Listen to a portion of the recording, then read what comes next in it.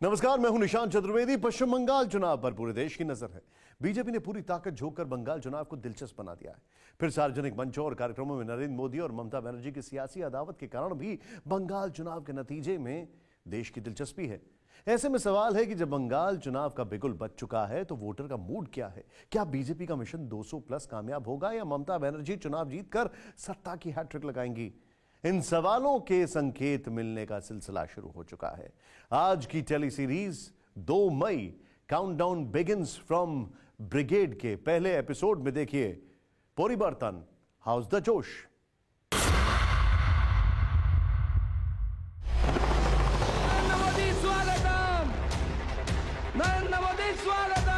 बंगाल में परिवर्तन की उम्मीदों को कभी छोड़ा नहीं।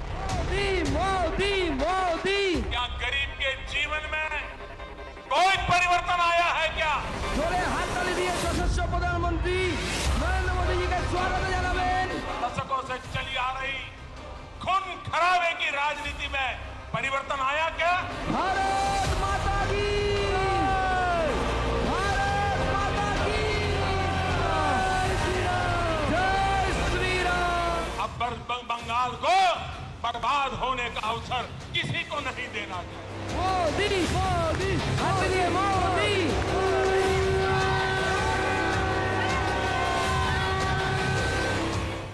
परिवर्तन की बात और सीधे ममता बनर्जी पर प्रहार। इनकी कमीशनबाजी की वजह से कोलकाता एयरपोर्ट से जुड़े हुए कई काम देखिए कब तक रुके हुए। बंगाल में सत्ता परिवर्तन के लिए प्रतिबद्ध प्रधानमंत्री मोदी का संदेश बिल्कुल क्लियर था। जिस एजेंडे के साथ कोलकाता आए थे उसे प्रधानमंत्री मोदी ने साफ, सरल, स्पष्ट शब्दों में समझा दिया। आपको इस आशोल परिवर्तन का विश्वास दिलाने आया। हम पल पल आपके लिए जिएंगे। आशोल परिवर्तन। दीदी को गद्दी से उतारकर पहली बार बीजेपी को रॉयटर्स बिल्डिंग की सीढ़ी चढ़ाने के लिए पीएम मोदी ने परिवर्तन को पायदान बना दिया। यहाँ आया एक एक व्यक्ति, हमारी माताएं, हमारी बहनें, हमारी बेटियां, बंगाल का युवा आज बंगाल में आशोल परिवर्तन के लिए आया है। मैं इस ब्रिगेड ग्राउंड से आपको इस आशोल परिवर्तन का विश्वास दिलाने आया। चुनावी तारीखों के ऐलान के बाद कोलकाता के ब्रिगेड ग्राउंड में पहला पॉलिटिकल ट्रेलर था प्रधानमंत्री मोदी का। 5 लाख से ज्यादा लोगों की भीड़ जुटी थी। मोदी बार बार परिवर्तन दोहरा रहे थे। दसियों बार उन्होंने इसका जिक्र किया।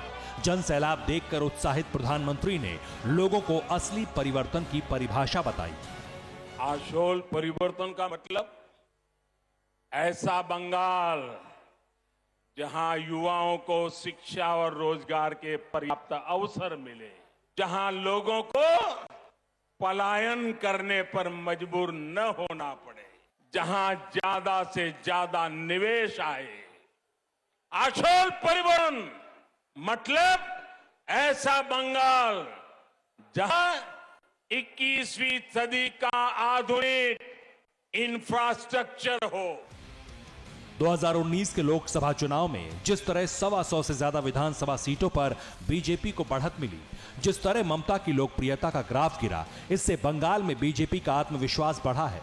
बीजेपी ने पूरी ताकत झोंक दी है। लिहाजा टीएमसी के लिए प्रधानमंत्री के शब्द तल्ख थे।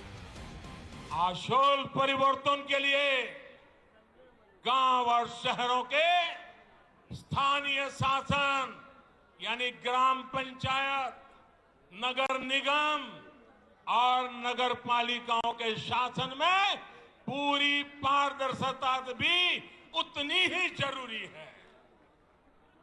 इस लोकतांत्रिक व्यवस्था को जिस तरह से तहस नहस किया गया है, इस व्यवस्था को बंगाल में भाजपा फिर से मजबूत करेगी।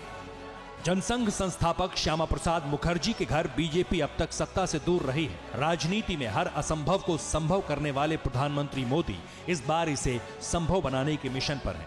उन्होंने लोगों को बताया कि ममता बनर्जी के परिवर्तन का नारा सिर्फ दिखावा है। आप मुझे बताइए,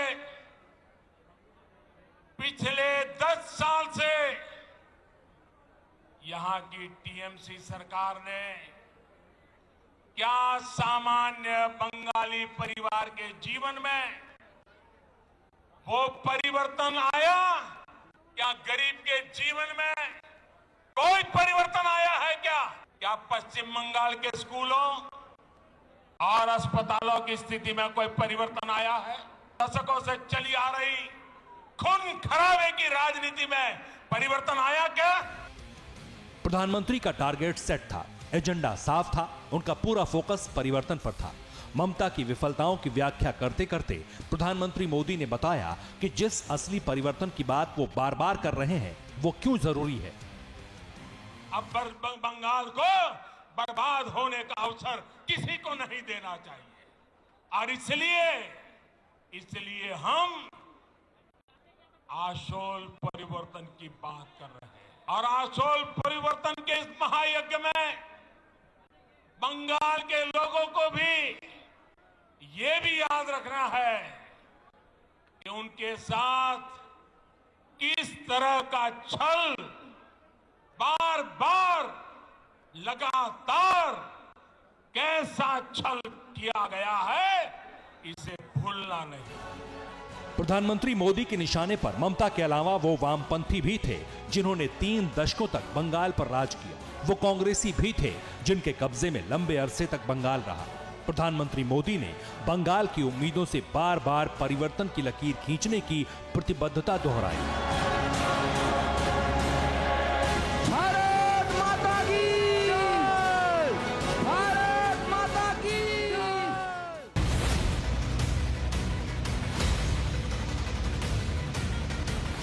इस बात से कोई इनकार नहीं है कि ब्रिगेड ग्राउंड में प्रधानमंत्री की रैली बंगाल में बीजेपी की अब तक की सबसे बड़ी सियासी जनसभा थी। यह कोलकाता का वही मैदान है जहां 2019 में भी प्रधानमंत्री मोदी ने रैली की थी और बीजेपी ने करिश्मा करते हुए न सिर्फ 18 सीटें जीती बल्कि वोट परसेंटेज में भी टीएमसी को बराबर की टक्कर दी। ऐसे में बड़ा सवाल यह है कि क्या बंगाल चुनाव के मौके पर ऐसा ही करिश्मा करने में प्रधानमंत्री मोदी कामयाब हुए? क्या प्रधानमंत्री की रैली बंगाल में बीजेपी राज का आगाज करवा पाने में कामयाब होगी? टेलीसीरीज के इस एपिसोड में देखिए 65 minute foundation of change. Bharat माता की जय! भारत माता की मोदी मोदी मोदी मोदी मोदी मोदी मोदी मोदी मोदी मोदी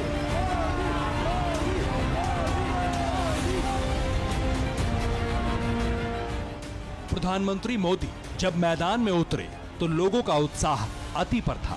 समर्थकों का जोश शाब्दिक आकार ले रहा था और मंच पर चारों तरफ घूमकर उस हौसले को विस्तार दे रहे थे प्रधानमंत्री नरेंद्र मोदी। भारत माता की जय! भारत माता की जय! भारत माता की, भारत माता की, वंदे वंदे वंदे वंदे वंदे वंदे वंदे वंदे वंदे वंदे वंदे भारत माता की, भारत माता की जय! मोदी मोदी मोदी मोदी। जयकारों से समूचा ग्राउंड गूंज उठा। दीदी की देहरी पर खड़े मोदी का ये वही अंदाज था जिसके लिए वो विख्यात है। मैदान में बैठे 5 लाख से ज्यादा लोगों को प्रधानमंत्री मोदी ने अपने शब्दों से बांधना शुरू कर दिया।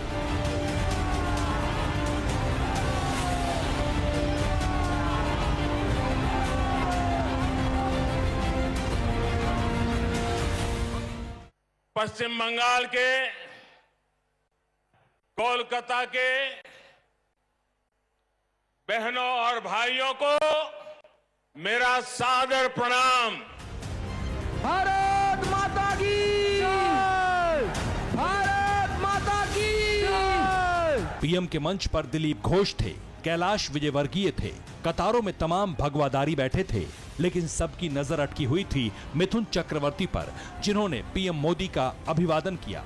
फिर प्रधानमंत्री मोदी ने बंगाल के मान और बंगालियों के ज्ञान का बखान करना शुरू किया।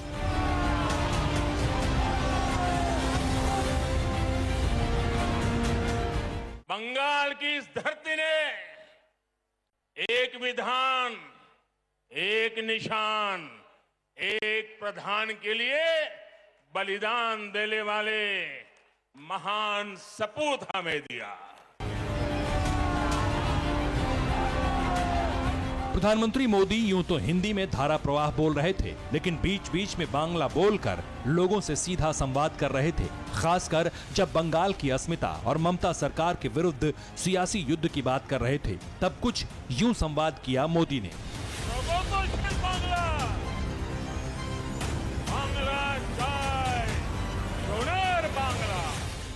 আসল পরিবর্তন, আসল পরিবর্তন, আসল পরিবর্তন, চাকরি, চাকরি, महिला सुरक्षा, महिला सुरक्षा, कृषक सुरक्षा, कृषक सुरक्षा, विकास, विकास, सुशासन, सुशासन, सोनार बांग्ला, सोनार बांग्ला, बीजेपी, बीजेपी।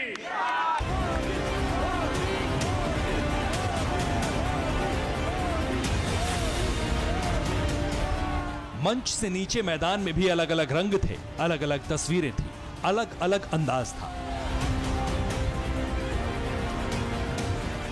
कोलकाता के कोने कोने से जुटे लोगों का जोश हाई था, और हाई जोश को नई ऊंचाई दे रहे थे प्रधानमंत्री मोदी। प्रधानमंत्री मोदी ने दीदी की दुखती रग को दबाया।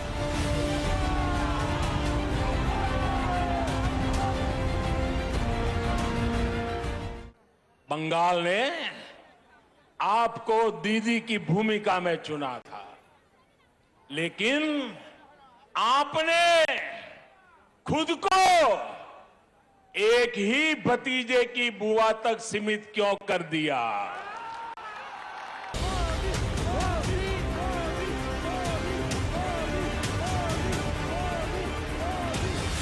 मौजूदा सियासत में शब्दों के सबसे बड़े जादूगर की पहचान रखने वाले प्रधानमंत्री मोदी ने ममता बनर्जी पर जमकर नश्तर चलाया। अपने ऊपर फेंके पत्थरों को सीढ़ी बनाने का दावा करने वाले मोदी ने सूबे की सुल्तान को उनके शब्दों में घेरा। आपको याद होगा मेरे लिए क्या क्या कहा गया है। कभी रावण कहा जा रहा है, कभी दानव कहते हैं, कभी दैत्य, तो कभी गुंडा।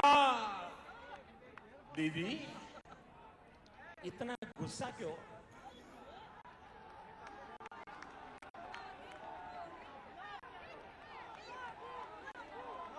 दीदी इतना गुस्सा क्यों? राग क्यों दीदी?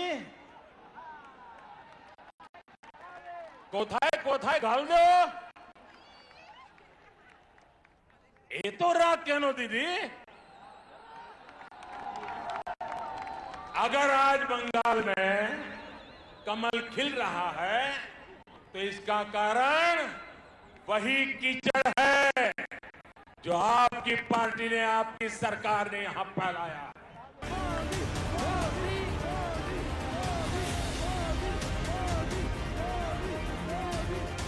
प्रधानमंत्री मोदी ने दीदी के तृण का मूल हिलाने के बाद वामपंथियों पर भी हमला किया। कांग्रेस का हाथ थामने वाले वामपंथी नेताओं को पुराने जुमले याद दिलाए।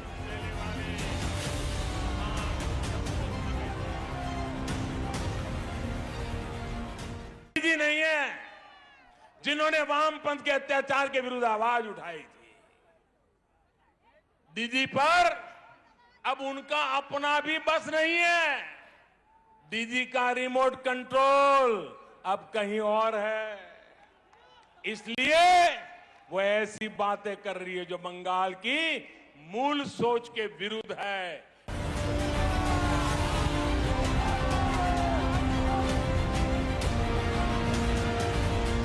प्रधानमंत्री मोदी ने कांग्रेस पर तंज कसा। उसके बाद बंगाल जीतने के लिए बीजेपी कार्यकर्ताओं को नया नारा दिया। चुपचाप कमल खिलाकर पहली बार सत्ता में भगवा पार्टी को पहुंचाने का मंत्र दिया।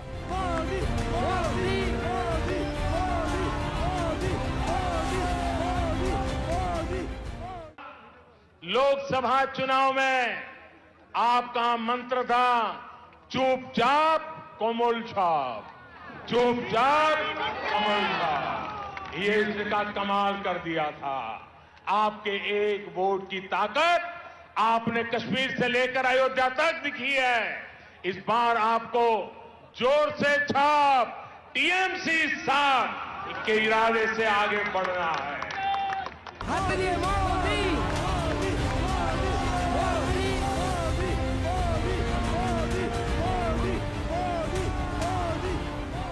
65 मिनट तक प्रधानमंत्री इसी अंदाज में बोलते रहे, लोगों को अपने शब्दों में बांधे रहे। प्रधानमंत्री मोदी जब मंच से विदा हुए तब तक समर्थकों का जोश कायम था। इस उत्साह की बदौलत पीएम मोदी बंगाल में सत्ता परिवर्तन देख रहे हैं। मोदी मोदी मोदी मोदी मोदी मोदी मोदी मोदी मोदी मोदी मोदी।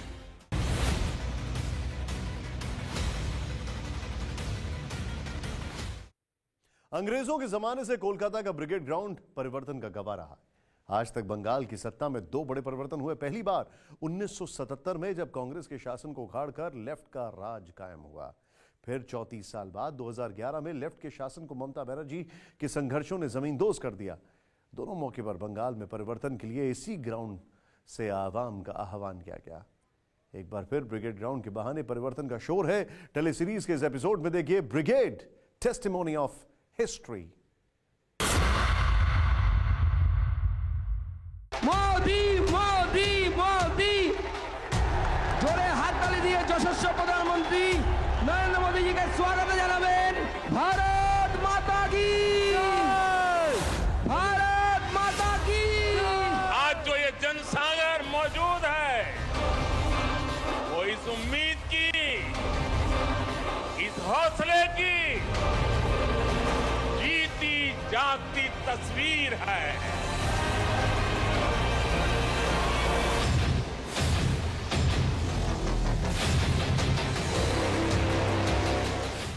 बेहिसाब भीड़ देखकर प्रधानमंत्री मोदी अभिभूत हैं, आश्वस्त हैं। शब्द शब्द में परिवर्तन की प्रतिज्ञा है। लाखों लोगों का पूरे प्रदेश भर में निरंतर आशीर्वाद बनाए रखना, उम्मीद है, आत्मविश्वास है। सोनार बांग्ला का संकल्प जरूर सिद्ध होके रहेगा।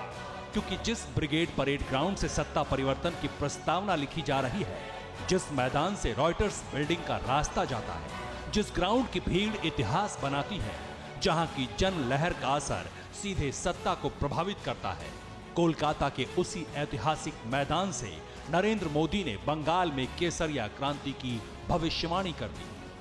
ब्रिगेड ग्राउंड में आप लोगों की हुंकार, ये हुंकार सुनने के बाद अब किसी को कोई संदेह नहीं रह जाएगा। शायद कुछ लोगों को तो लगता होगा आज 2 मई आ गई है। दीदी की गद्दी छीनने के दावे को समझने के लिए इतिहास के पन्ने पलटने होंगे। ब्रिगेड परेड ग्राउंड पर पीएम मोदी की पिछली रैली और उस रैली से बदलाव की बयार को जानना होगा। दरअसल 2014 में पहली बार प्रधानमंत्री मोदी इस मैदान पर उतरे थे। तब बीजेपी का वोट शेयर भी बढ़ा था और सीट भी। लेकिन असल करिश्मा हुआ 2019 में, जब ब्रिगेड परेड ग्राउंड में प्रधानमंत्री मोदी को देखने कोलकाता उमड़ पड़ा।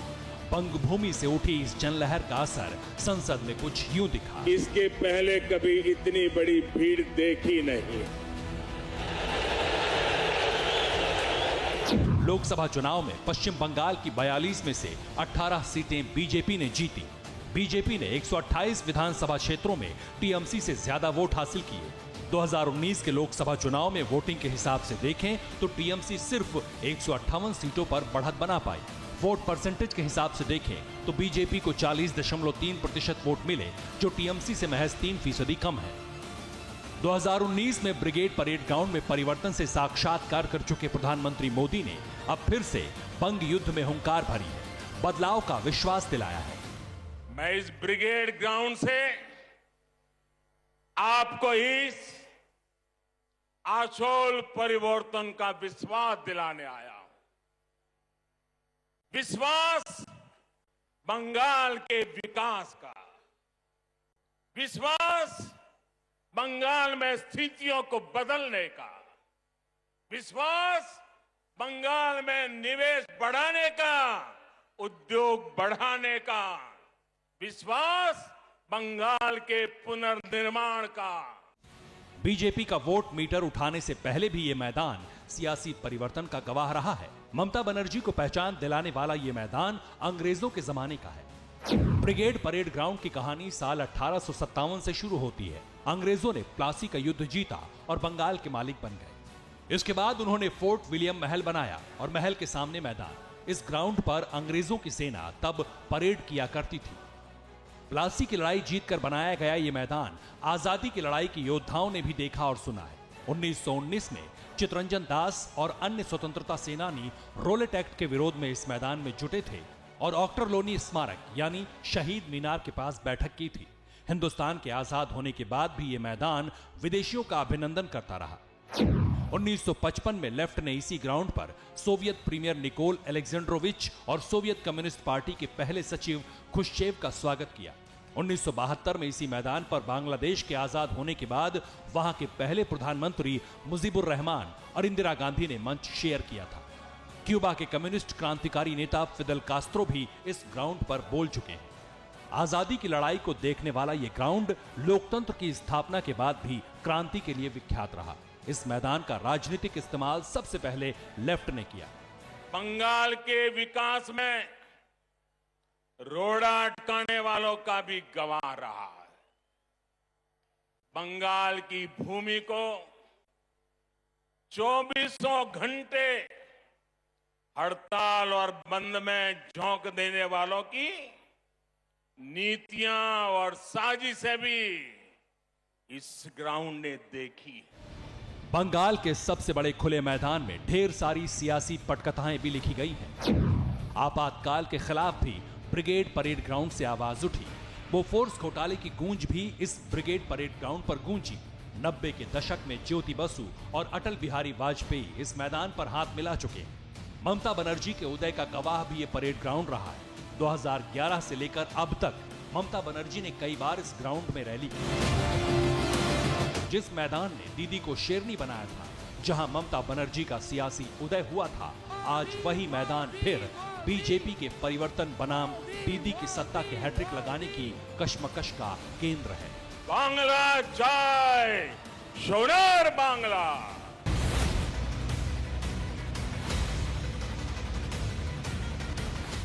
ममता बनर्जी के लिए वो ग्राउंड है जहां से उन्होंने 2011 में लेफ्ट की लाल सल्तनत को उखाड़ फेंकने वाला परिवर्तन किया था।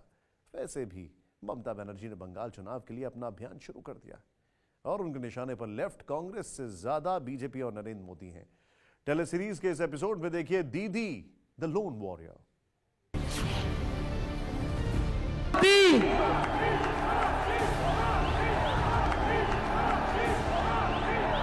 भारत माता की।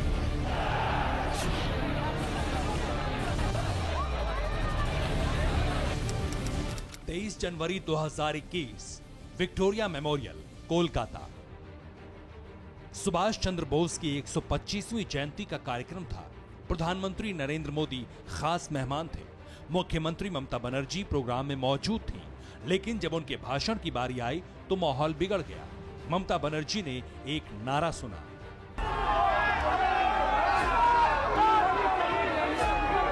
ये नारा गूंजा और दीदी आपा खो बैठी। मेरे को तो लगता है कि गवर्नमेंट का प्रोग्राम का कोई डिग्निटी होना चाहिए। एक गवर्नमेंट का प्रोग्राम है, कोई पॉलिटिकल पार्टी का प्रोग्राम नहीं है, और पॉलिटिकल पार्टी का और पब्लिक का प्रोग्राम है। मैं तो आभारी हूँ प्रधानमंत्री जी का, कल्चरल मिनिस्ट्री का, कि आप लोगों ने कोलकाता में प्रोग्राम बनाया, लेकिन किसी को आमंत्रण करके, निमंत्रित करके उसको बेइज्जत बेइज्जत करना ये आपको शोभा नहीं देता है। मैं फिर आप लोगों को कहेंगे यही on protest of that I am not telling anything. जय हिंद, जय बांग्ला। मोदी के मंच पर ममता का माथा ठनक गया। नेताजी के नाम पर हुए कार्यक्रम की मर्यादा टूट गई, जिससे साफ जाहिर हो गया कि बंगाल के चुनाव में गुस्से की चिंगारी भड़केगी, फाइटर दीदी का रौद्र रूप दिखेगा।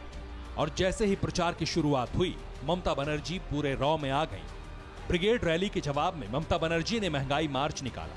मार्च में वो गैस सिलेंडर का कटआउट गले में टांगे रहीं। गले में गैस सिलेंडर की तस्वीर, पीछे समर्थकों की भीड़। सियासत के सुपर संडे में दीदी ने दम दिखाने में कसर नहीं छोड़ी।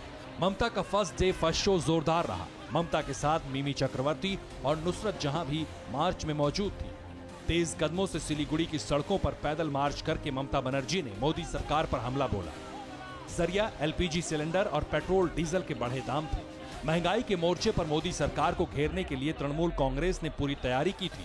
गैस सिलेंडर के कटआउट जगह जगह और लोगों के हाथों में थे। पेट्रोल डीजल की कीमतों के विरोध वाले होर्डिंग्स लगे थे। सिलीगुड़ी मार्च में ममता बनर्जी ने एक तीर से दो निशाने साधे। कोलकाता में पीएम मोदी की रैली का जवाब देने के लिए ममता ने उस मुद्दे को हवा दी जो सिर्फ बंगाल का नहीं पूरे देश का है। दूसरी तरफ महिला दिवस से पहले महिलाओं के साथ पदयात्रा निकालकर ममता ने महिला वोटर्स को साधने की कोशिश की। पश्चिम बंगाल में दादा वर्सेस दीदी की लड़ाई की शुरुआत के साथ ही अब मुद्दे भी स्थानीय नहीं रह गए। ममता दीदी ने इस मार्च के जरिए दिल्ली में परिवर्तन की हुंकार भरी। आगे बोलून डीजलेर दाम केन बेड़ेছে जवाब दिन, पेट्रोलेर दाम केन बेड़ेছে जवाब दिन, গ্যাসের দাম কেন বাড়ছে রোজ জবাব দিন। বড় বড় ভাষণ দেন, এসে শুধু বলেন বাংলায় পরিবর্তন হোগা। আরে বাংলায় পরিবর্তন হবে না, বাংলায় তৃণমূল কংগ্রেস থাকবে, পরিবর্তন দিল্লি में होगा, आपका जाना पड़ेगा। कोलकाता के ब्रिगेड ग्राउंड में प्रधानमंत्री मोदी ने मां, माटी, मानुष के बहाने पश्चिम बंगाल में महिलाओं की हालत पर ममता सरकार को कटघरे में खड़ा किया, तो सिलीगुड़ी के मंच से दीदी ने भी पलटवार किया। चले एसे बोलছে बंगाल में महिलाओं को मर्यादा नहीं देता है, রান্নার ঘরের গ্যাসের দাম বাড়িয়ে দিয়ে মহিলাদের অসম্মান করে।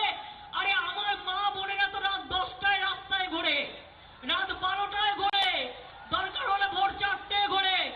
আপনার বিজেপির রাজ্য উত্তরপ্রদেশ, বিকেল 3টে মেয়েরা বেরোতে পারে না, মধ্যপ্রদেশে বেরোতে পারে না। ममता बनर्जी ने पीएम मोदी के वादों पर सवाल दागे, उनके वादों को झूठा बताया। दीदी ने पीएम मोदी के टीएमसी पर करप्शन के आरोपों का भी जवाब दिया।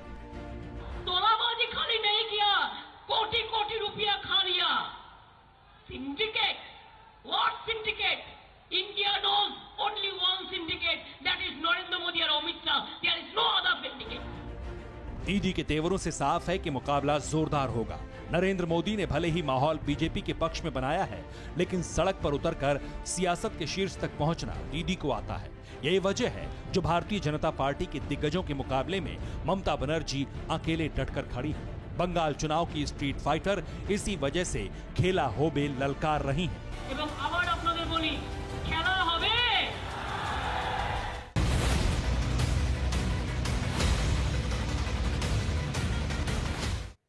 बंगाल चुनाव में इतिहास खुद को दोहरा रहा है। 14 साल पहले की ही बात है। ममता बनर्जी सबसे लोकप्रिय थी, उनकी पार्टी में बड़े नेताओं के ज्वाइन करने की होड़ थी। लेकिन आज माहौल बदल गया है। तृणमूल कांग्रेस में भगदड़ है, दिग्गज मास लीडर पार्टी से अलग हो रहे हैं। कभी टीएमसी में नंबर 2 रहे शुभेंदु अधिकारी ने ममता बनर्जी को शिकस्त देने की ठान ली है, वो भी उसी जमीन से जहां से ममता बनर्जी की राजनीति चमकी। बंगाल चुनाव की सबसे हाई प्रोफाइल सीट बन चुकी नंदीग्राम की अहमियत क्या है? मैन ऑफ नंदीग्राम कहे जाने वाले शुभेंदु अधिकारी क्यों गेम चेंजर माने जा रहे हैं? टेली सीरीज के इस एपिसोड में देखिए अधिकारी बैटल ऑफ जंगल महल। এমনকি আমি যদি নন্দীগ্রামে দাঁড়াই কেমন হয়? 7 লাখ ভোটে যদি মাননীয়াকে হারাতে না পারি, আমি রাজনীতি ছেড়ে দেব, আমি রাজনীতি ছেড়ে দেব। इतना अंडर एस्टिमेट मत करो भैया। কিন্তু যদি এরা আসে কি হবে শুনে রাখুন, পশ্চিমবঙ্গটা কাশ্মীর হবে। বাঙালিদের তাড়ানো এত সহজ নয়। 18 जनवरी 2021 नंदीग्राम, पश्चिम बंगाल। প্রচুর টাকা, টাকাগুলো হয়েছে ঢাকা, সেই ঢাকাগুলো दीदी की रैली में भारी भीड़ थी। वो मंच पर घूम घूम कर दहाड़ रही थी, नंदीग्राम से अपने नाते की कहानी सुना रही थी। अचानक उनके तेवर तल्ख हुए। उन्होंने नंदीग्राम से चुनाव लड़ने का ऐलान किया और सीधी चुनौती उसे दी जिसे मैन ऑफ नंदीग्राम कहा जाता है। ये कोई और नहीं, शुभेंदु अधिकारी है। ममता बनर्जी से चुनौती मिलने भर की देर थी, शुभेंदु अधिकारी ने मोर्चा संभाल लिया। फिर तो तृणमूल और बीजेपी की तरफ से बंगाल चुनाव के सबसे रोमांचक मुकाबले का औपचारिक ऐलान हो गया। उम्मीदवारों के नाम के ऐलान के साथ नंदीग्राम विधानसभा सीट का संग्राम सबसे हाई प्रोफाइल बन गया। भगवा ब्रिगेड ने दीदी को उलझा दिया, ऐसे चक्रव्यूह में जिससे निकलना कठिन हो सकता है। दरअसल ये बीजेपी की सोची समझी सियासत है। मुकाबले में कभी उन्हीं का सेनापति रहा दिग्गज है, ऐसा मास लीडर जिसे दीदी के दुर्ग का हर राज पता है, जो तृणमूल की कमजोरियों से वाकिफ है, जिसका जंगल महल में सिक्का चलता है। इसलिए ब्रिगेड ग्राउंड से नरेंद्र मोदी भी इशारों इशारों में कहते हैं कि नंदीग्राम में दीदी की स्कूटी का गिरना तय है। जब आपकी स्कूटी भवानीपुर जाने के बाद बदल नंदीग्राम की तरफ मुड़ गई, अब दीदी हम तो हर किसी का भला चाहते, हम नहीं चाहते किसी को चोट आए, लेकिन जब स्कूटी ने नंदीग्राम में गिरना तय किया है तो हम क्या करें।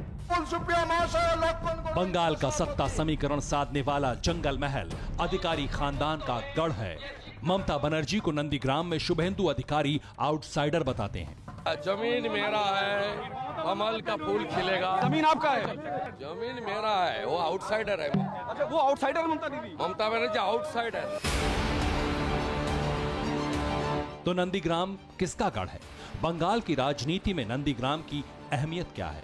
क्यों ममता बनर्जी ने नंदीग्राम सीट को प्रतिष्ठा से जोड़ लिया?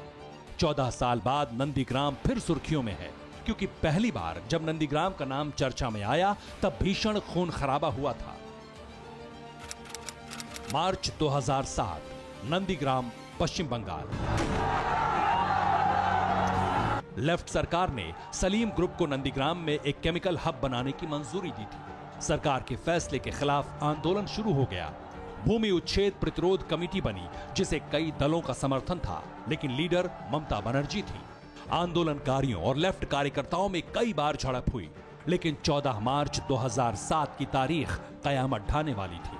हिंसक झड़प में 14 लोगों की जान चली गई, जिसके बाद आंदोलन राज्यव्यापी हो गया। भद्रलोक के लेखकों, कलाकारों, कवियों और शिक्षा शास्त्रियों ने आंदोलन में हिस्सा लिया। सरकार को झुकना पड़ा।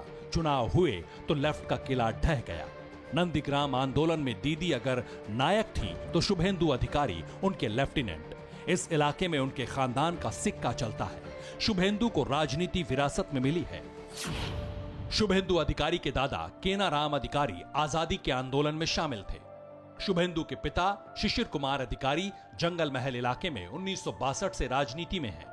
शिशिर अधिकारी ममता बनर्जी की तृणमूल कांग्रेस संस्थापक सदस्यों में हैं और सिटिंग एमपी भी हैं।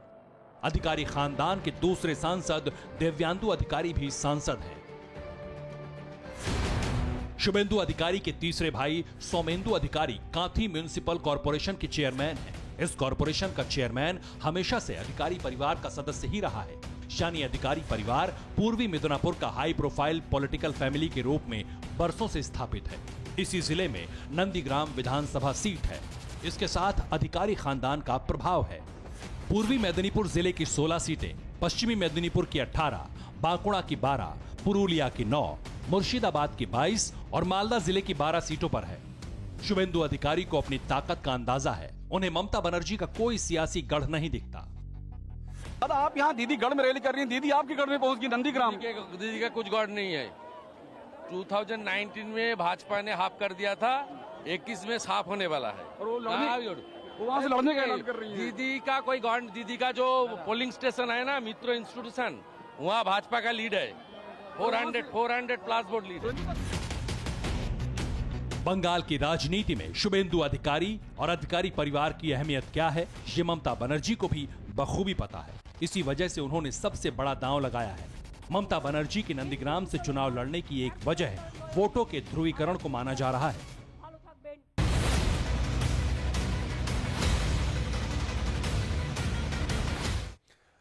बंगाल के इलेक्शन में हर रंग है, सितारों से भरपूर है इस बार का चुनाव। क्रिकेटर हैं, फुटबॉलर हैं, फिल्मी सितारे हैं। भद्र लोग के चुनाव में सेलिब्रिटीज का जमघट हर बार लगता है। बंगाल में सेलिब्रिटीज को राजनीति में लाने का ट्रेंड ममता बनर्जी ने ही शुरू किया था। साल 2001 में ममता ने 1980 के दशक के बंगाली स्टार तापस पॉल को पार्टी में शामिल किया था। साल 2001 में तापस टीएमसी से विधायक बने थे। टीएमसी की नुसरत जहां, मिमी चक्रवर्ती जैसी एक्ट्रेस 19 के लोकसभा चुनाव में जीतकर संसद पहुंच गईं। लेकिन इस बार दीदी को इस फ्रंट पर भी जबरदस्त टक्कर मिल रही है। टेलीसीरीज के इस एपिसोड में देखिए सितारे, रियल क्राउड पुलर्स। भारत माता की जय, भारत माता की, भारत माता की। कोलकाता के ब्रिगेड परेड ग्राउंड पर प्रधानमंत्री मोदी के आने से पहले टीवी चैनल्स का फोकस सिर्फ एक हस्ती पर था। यह हस्ती थी मिथुन चक्रवर्ती। भारत माता की जय, भारत माता की, भारत माता की। प्रधानमंत्री मोदी के आने से पहले उन्होंने बीजेपी का केसरिया पटका पहना और जब प्रधानमंत्री मोदी मंच पर आए तो मिथुन दास से गर्मजोशी से मिले।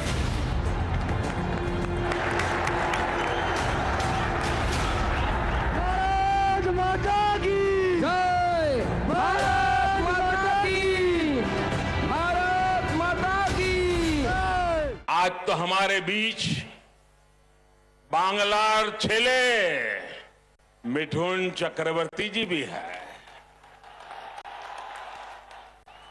उनकी जीवन गाथा संघर्ष और सफलता के अद्भुत उदाहरणों से भरी हुई है।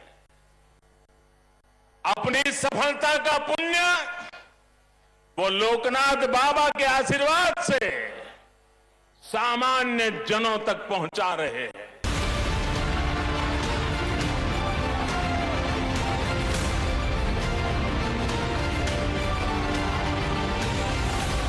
बंगाल चुनाव में फिल्म स्टार्स का बीजेपी का दामन थामने का सिलसिला जारी है और मिथुन इसकी एक कड़ी है।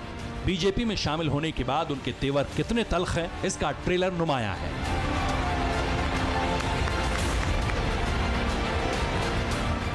আমি জল ঢোড়াও নই, বেলে বোড়াও নই, আমি একটা কোবরা।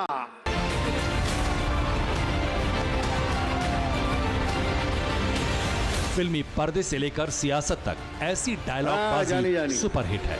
মারবো এখানে, লাশ পড়বে শ্মশানে। रैलियों में इससे भीड़ जुटती है, सितारों को देखने, उन्हें सुनने और उन्हें वोट भी देती है। इसलिए बंगाल चुनाव में भी हर तरह के नामचीन किरदार मौजूद है। हर पार्टी सेलिब्रिटीज को हाथों हाथ ले रही है। थोक के भाव सितारे राजनीतिक दलों का झंडा उठा रहे हैं। बैटल ऑफ बंगाल में सबसे दमदार स्टार कास्ट किस पार्टी की है?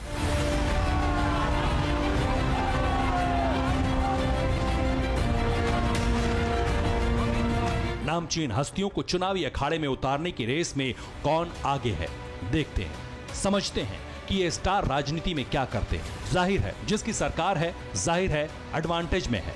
तृणमूल कांग्रेस ने दर्जन भर से ज्यादा मशहूर हस्तियों पर दांव लगाया है। फिल्मी दुनिया के एक्टर, डायरेक्टर, सिंगर सब दीदी की सीएम की दावेदारी मजबूत कर रहे हैं। कौन कहां से चुनाव लड़ रहा है, समझिए, देखिए। एक्ट्रेस जून मालिया मिदनापुर सीट पर टीएमसी उम्मीदवार हैं। अभिनेत्री सायंतिका बनर्जी बांकुरा सीट से, एक्ट्रेस कंचन मलिक उत्तरपाड़ा सीट से, एक्ट्रेस सयोनी घोष आसनसोल साउथ से, हीरोइन कौशनी मुखर्जी कृष्णानगर उत्तर से, तो हीरो सोहम चक्रवर्ती चांदीपुर से किस्मत आजमा रहे हैं। इसके अलावा बंगाली फिल्म डायरेक्टर राज चक्रवर्ती बैरकपुर सीट पर, गायिका अदिति मुंशी राजरहाट सीट से, क्रिकेटर मनोज तिवारी शिवपुर सीट से ताल ठोक रहे हैं। पूर्व में बॉक्सर रहे शोभन देव चट्टोपाध्याय भवानीपुर से लड़ रहे हैं।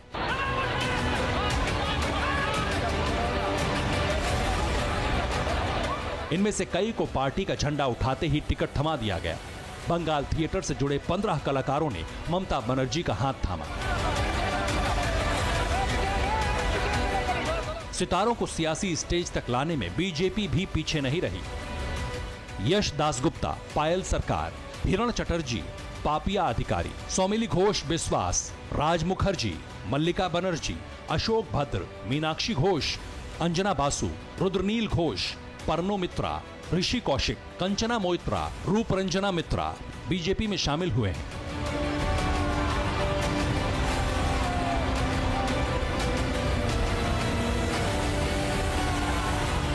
बंगाल की हर पार्टी टॉलीवुड के सितारों पर दांव लगाने को तैयार है, तो खिलाड़ी भी बंगाल चुनाव में डिमांड में हैं। क्रिकेटर मनोज तिवारी और अशोक डिंडा भी सियासी अखाड़े में कूद पड़े हैं। क्रिकेटर से नेता बने अशोक डिंडा को बीजेपी ने मोइना सीट से मैदान में उतारा है, तो तृणमूल कांग्रेस ने हावड़ा जिले की शिवपुर विधानसभा सीट से क्रिकेटर मनोज तिवारी का टिकट पक्का कर दिया। फुटबॉलर विदेश बोस को दीदी ने उल्बेरिया से उम्मीदवार बनाया। ममता बनर्जी ने जहां सेलिब्रिटीज को टिकट बांटने में देर नहीं की, वहीं बीजेपी सोच समझकर सितारों पर दांव लगा रही है।